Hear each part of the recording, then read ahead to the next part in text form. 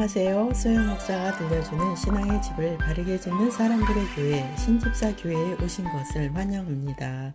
오늘 말씀은 잠언 2장 2강 잠언 2장 11절에서 22절의 말씀을 전하겠습니다. 성경은 정직한 하나님의 말씀입니다.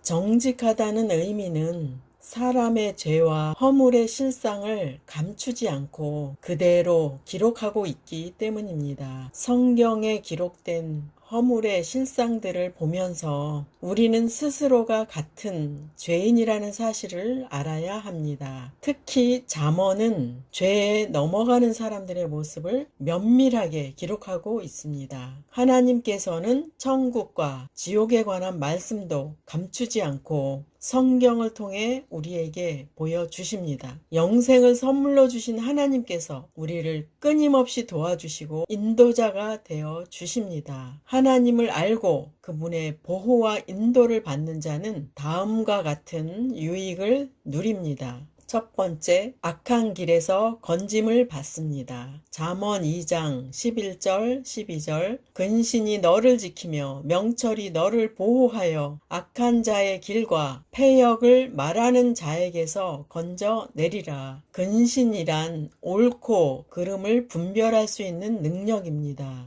근신이란 신중하게 생각하고 행동하는 것을 말합니다. 하나님의 명철을 따라 행하다 보면 자연스럽게 이런 능력이 형성됩니다. 하나님의 보호를 받는 자는 악한 자의 길과 패역을 말하는 자에게 넘어가지 않습니다. 그리고 악한 일들이 역겨워 보이게 되어서 참여하지도 않게 됩니다. 그로 인하여 거룩함을 소원하는 성도의 삶은 안전한 것입니다. 두 번째, 악인은 패역을 즐거워합니다. 잠언 2장 13절에서 15절 이 무리는 정직한 길을 떠나 어두운 길로 행하며 행악하기를 기뻐하며 악인의 패역을 즐거워하나니 그 길은 구부러지고 그 행위는 패역하니라. 본문은 악한 자들의 삶의 행태를 말씀하고 있습니다. 여기서 악한 자란 하나님의 말씀을 듣지도 않고 행위도 패역하게 행하는 사람을 가리킵니다. 그리고 패역한 자는 무엇이 옳은지 알면서도 의도적으로 옳지 않은 길을 선택하는 것입니다.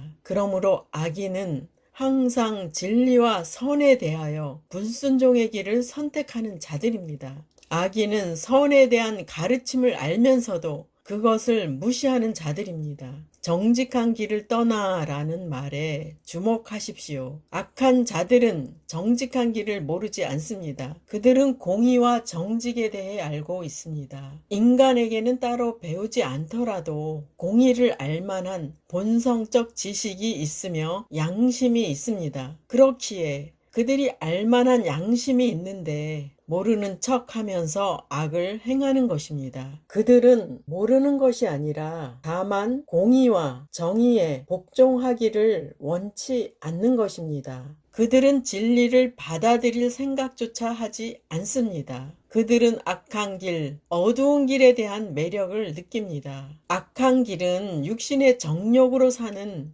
욕구를 충족시키는 행동입니다. 인간에게는 언제나 양자택일의 선택이 주어집니다. 두 가지 길, 즉 세상의 길과 예수님의 길 사이에서 선택을 해야 하는 것입니다. 누구도 이 선택의 책임에서 예외가 되거나 자유로울 수 없습니다. 그 외의 선택, 제3의 길은 없기 때문입니다. 두 가지 길 가운데서 어느 길을 선택하느냐에 따라 결과는 스스로 책임을 져야 합니다. 인생은 빛과 어두움으로 구분됩니다. 어두운 길로 행하는 자들은 행악하기를 기뻐하기 때문에 권고는 그들에게는 아무런 소용이 없습니다. 그들은 마음으로부터 행악의 길을 사모해 왔던 것입니다. 그들이 원하는 것은 악을 행함으로써 얻는 쾌락이므로 악인들은 서로 악행을 부추깁니다. 이로써 그들은 더 깊은 어둠 속으로 빠져들며 돌이킬 가능성도 점점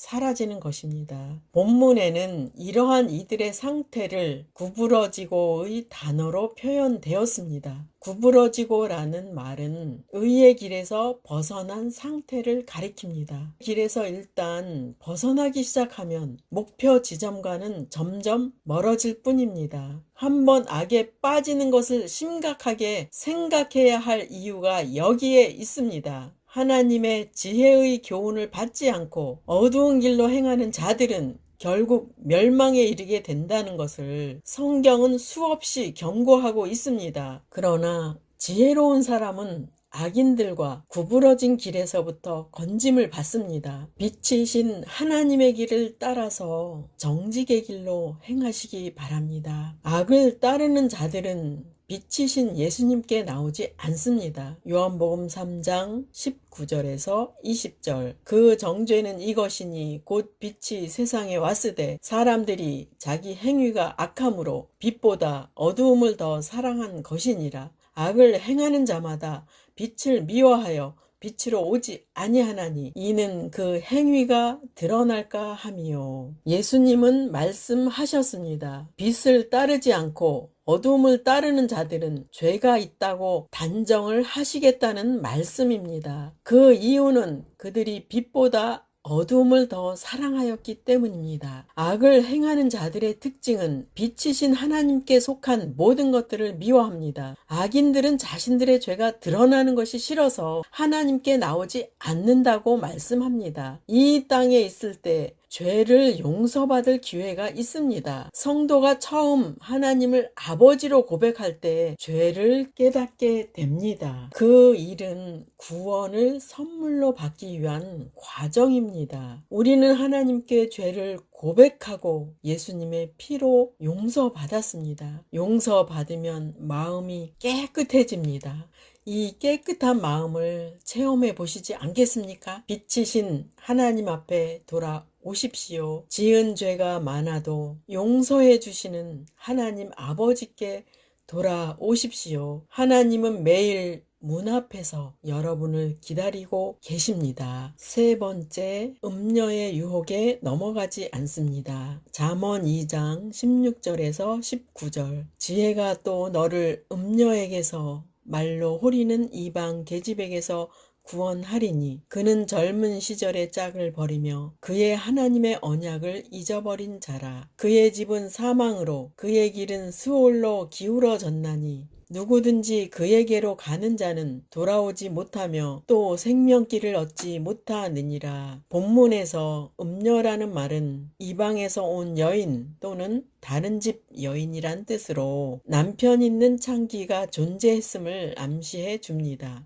그리고 이방 계집이란 이방 여자로 일반적 창기를 가리킵니다. 솔로몬이 정략적으로 이방 여인들을 처첩으로 두면서 이방 문화는 급속도로 퍼졌고 번영과 맞물려 이런 악행이 더욱 퍼지게 되었습니다. 잠언의 이러한 음녀들에 대한 경고가 거듭되는 것은 당시의 타락한 성문화가 보편화되었음을 말해줍니다. 지금 우리가 사는 이 시대도 성문화가 지능화되어서 타락되었다는 것을 여러분은 더 잘 아실 것입니다. 호리는 말로 묘사된 음녀의 유혹은 아첨하는 말과 선정적인 차림새를 가리킵니다. 그는 소시의 짝을 버리며 그 하나님의 언약을 잊어버린 자라. 소시의 짝은 그녀가 결혼했었음을 의미합니다. 그리고 하나님의 언약을 잊었다는 것은 하나님 앞에서 한 결혼 서약을 파기했다는 것입니다. 하나님께서는 사람이 하는 결혼 서약에 대해서도 관심이 많으시다는 것을 말씀을 준비하면서 알게 되었습니다. 결혼 서약은 법적인 효력이 있습니다. 하나님 앞에서의 결혼 서약도 말씀을 지키는 것처럼 중요합니다. 말라기 말씀이 생각나서 전하겠습니다. 하나님은 왜 구약의 마지막 부분에서 결혼에 관한 것을 다루셨을까요? 말라기 2장 13절 14절 너희가 이런 일도 행하나니 곧 눈물과 울음과 탄식으로 여호와의 제단을 가리게 하는도다. 그러므로 여호와께서 다시는 너희의 봉헌물을 돌아보지도 아니하시며 그것을 너희 손에서 기꺼이 받지도 아니하시거늘 너희는 이르기를 어찌 됨이니까 하는도다. 이는 너와 내가 어려서 맞이한 아내 사이에 여호와께서 증인이 되시기 때문이라. 그는 내 짝이요 너와 서약한 아내로되 내가 그에게 거짓을 행하였도다. 본문에 눈물과 울음과 탄식으로 여호와의 제단을 가리게 하는도다는 내용이 나옵니다. 결혼의 서약을 지키지 않은 남자들이 아내를 버림으로 인해 아내들이 하나님 앞에 와서 탄식하며 눈물로 호소한다는 말씀입니다. 어떤 남자는 죄책감 때문에 성전의 제물을 가져왔는데 하나님은 그 제물을 받지 않으신다고 말씀합니다. 잘못을 교정하지 않고 제물만 드리는 위선적인 그의 봉헌물을 받지 않으시겠다고 하십니다. 그리고 결혼 생활에 성실해야 할 신학적인 근거를 말씀하십니다. 말라기 2장 15절 그에게는 영이 충만하였으나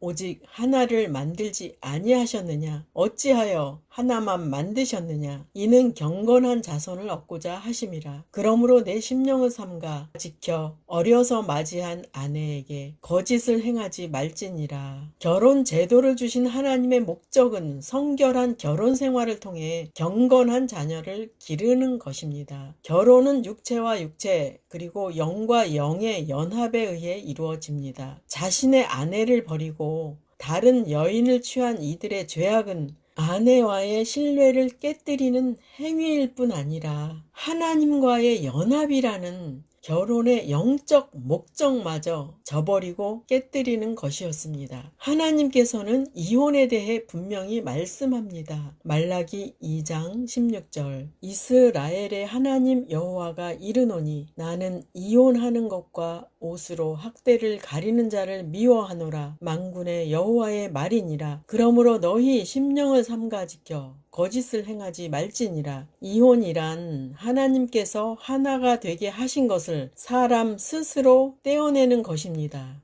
학대로 옷을 가리운다는 말은 이혼의 악함을 강조한 말로서 폭력으로 아내를 내쫓고도 뻔뻔스럽게 다른 여자와 결혼을 하는 것을 가리키는데 이런 자들을 향해 하나님은 미워하신다고 말씀하십니다. 그리고 너희 심령을 삼가 지켜 거짓을 행하지 말지니라는 말씀은 결혼 서약을 지키지 않는 것은 아내에게 거짓말을 한 것이라는 말씀입니다. 하나님께서는 말라기에서 결혼에 대해 이렇게 세밀하게 강조하실까요? 그 이유는 사람이 더 많은 욕심을 내어서 가정이라는 울타리를 벗어나서 정욕으로 빠져들기 때문입니다. 그리고 부부의 연합을 소중히 여기지 않고 자녀들을 위한 신앙의 본이 되기를 포기했기 때문입니다. 본문에 여호와께서 증인이 되시기 때문이라고 말씀합니다. 하나님은 결혼 서약의 증인이 되신다고 말씀하십니다. 하나님께서는 사람이 자신의 욕구를 채우려고 배우자를 버린 것에 대해서 증인이 되신다고 말씀하십니다. 하나님은 사람의 행위를 다 보신다는 말씀입니다. 배우자를 자신의 욕심으로 인해 버린 자는 그들이 하는 봉헌물도 받지 않으신다는 말씀은 그들의 종교 행위도 가증스럽게 여기신다는 말씀입니다. 혹시 그들의 삶이 이 땅에서는 잘 될 수도 있을 것입니다. 그러나 영원한 천국까지는 형통하지 못할 것입니다. 하나님께서 가정을 중요하게 여기시는 이유는 무엇일까요? 거룩한 삶을 살지 않은 결과는 가정의 깨어짐이기 때문입니다. 가정은 신앙의 최소한의 공동체입니다. 지금 시대는 가정을 버리는 것이 남자만의 문제는 아닙니다. 여자들도 가정을 버리고 자녀를 버리고 떠나는 일들이 많이 있습니다. 하나님은 신앙의 최소한의 공동체에서 하나님을 섬기는 가정이 되기를 원하십니다. 그래서 보이는 부부의 연합이 중요한 것은 합력하여 자녀를 신앙으로 양육해야 하기 때문입니다. 부부의 연합이 깨어지면 자녀들의 신앙에 많은 타격이 오게 됩니다. 성도는 보이는 부부의 연합을 통해 하나님과의 연합을 깨달을 수 있게 됩니다. 그래서 결혼 서약은 사람끼리만 하는 약속이 아니라 하나님 앞에서도 하는 약속임을 알아야 할 것입니다. 음녀의 유혹에 따른 결과를 보시겠습니다. 그 집은 사망으로 그 길은 음부로 기울어졌나니 누구든지 그에게로 가는 자는 돌아오지 못하며 또 생명길을 얻지 못하느니라. 구약에서 음부는 죽음이라는 말로 번역될 수 있는데 사망이라는 말과 함께 음란에 빠짐으로써 절망적인 파멸의 상태를 강조하고 있는 것입니다. 음녀가 거하는 곳에서 잠깐의 즐거움을 누릴 수는 있겠지만 그 결과는 파멸에 이르게 하는 죽음의 소굴임을 경고하는 것입니다. 그래서 경계해야 하는 이유는 그것이 육체뿐 아니라 영혼까지 파괴하기 때문입니다. 음행으로 인한 폐해는 일회성으로 끝나는 것이 아니라 영원히 미칩니다. 따라서 그 길로 가는 자가 생명길을 얻지 못한다는 것은 단순한 경고가 아니라 참된 실상입니다. 음녀의 유혹에 대한 경고가 결코 어리석거나 철없는 젊은이들에게만 해당되는 것이 아닙니다. 온전하다고 자타가 인정하는 사람이라고 해도 어느 한순간 음녀의 유혹에 넘어갈 수 있습니다. 인간은 순간의 실수로 일생 동안 쌓았던 것을 잃어버릴 수도 있습니다. 이 시대는 성이 상품으로 취급되고 있습니다. 그리고 성적으로 문란한 시대입니다. 특히 인터넷을 통한 유혹은 무차별적입니다. 이 같은 파멸에 이르는 유혹에서 벗어날 수 있도록 하는 것이 바로 하나님의 지혜입니다. 본문에 구원하리니라는 말은 지혜가 음녀의 유혹에 넘어가지 않도록 알려주고 그것을 거부할 수 있는 힘을 준다는 말씀입니다. 우리는 본문 말씀을 통해서 깨달아야 합니다. 하나님보다 다른 것에 중독이 되어 있는 것도 간음죄에 해당된다는 것을 잘 아실 것입니다. 나는 성의 타락에는 빠지지 않았으니까 나는 괜찮아 라고 말하는 분도 있겠지요. 이 마지막 때에 간교한 사탄의 역사를 분별하는 지혜로운 성도가 되어야 합니다. 사탄은 한쪽을 막으면 다른 쪽을 공격하는 자입니다. 우리 자신이 얼마나 연약한 존재인지를 모두가 동감하실 것입니다. 그래서 우리에게 하나님께서는 예수님을 보내주셨고 예수님은 보혜사 성령님을 보내주셔서 우리와 함께하게 해주시는 것입니다. 우리는 보이는 것 가운데 살기에 보이지 않는 성령님을 자주 잃어버립니다. 그렇지만 항상 하나님께 속한 모든 것을 추구해야 하고 바라고 소망하고 기도로 교통하는 삶을 살아야 합니다. 그러면 어떻게 사탄의 무차별적 공격을 이길 수 있을까요? 네 번째, 의인의 길로 인도받습니다. 잠언 2장 20절에서 22절 지혜가 너를 선한 자의 길로 행하게 하며 또 의인의 길을 지키게 하리니 대저 정직한 자는 땅에 거하며 완전한 자는 땅에 남아 있으리라. 그러나 악인은 땅에서 끊어지겠고 간사한 자는 땅에서 뽑히리라. 악한 자의 길에서 보호되고 음녀의 유혹에서 구원받는 것은 하나님의 지혜로 가능합니다.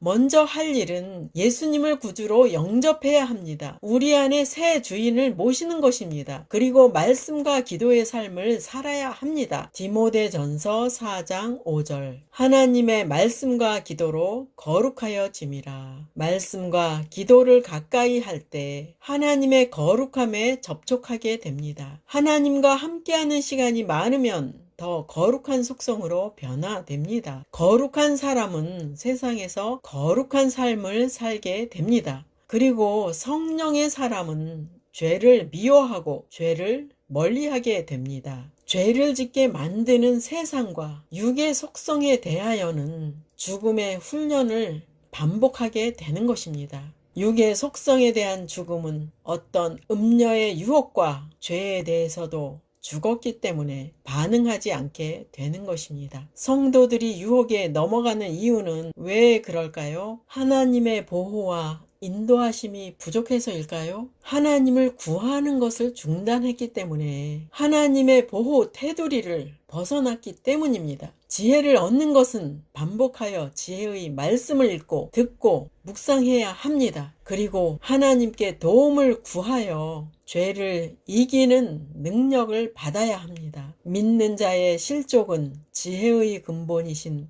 하나님을 잃어버렸기 때문입니다. 지혜는 구하는 자만 그것을 얻을 수 있습니다. 지혜를 얻는 유일한 길은 마음을 다해 하나님을 추구하는 것입니다. 우리는 하나님을 떠나 한순간도 살 수 없는 자들입니다. 떠나는 순간 사탄은 온갖 유혹으로 찾아옵니다. 왜냐하면 사탄도 할 수만 있으면 믿는 자들을 넘어뜨리려고 기다리고 있기 때문입니다. 하나님 아버지는 아버지를 찾고 부르는 자를 보호하시고 축복하십니다. 쉬지 말고 기도하여 하나님의 도움으로 사는 자가 됩시다. 쉬지 말고 기도하여 하나님의 응답을 받으시기 바랍니다. 하나님의 말씀을 세상의 보화보다도 더 소중하게 여기고 뜨겁게 사모하시기를 예수님의 이름으로 축복합니다. 마지막 시대를 살아가는 하나님의 백성 여러분, 교회는 다니지만 예수님을 그리스도로 믿지 않는 여러분, 하나님에 대해서 예수님에 대해서 잘 모르시는 여러분, 가나안 성도 여러분,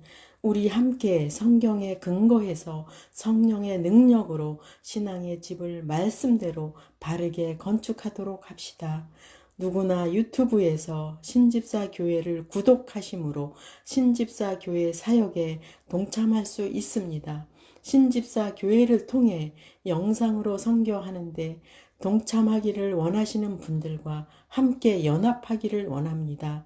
아브라함 목사에게 언제든지 연락 주십시오. 우리 주 예수 그리스도의 이름으로 축복하고 또 축복합니다.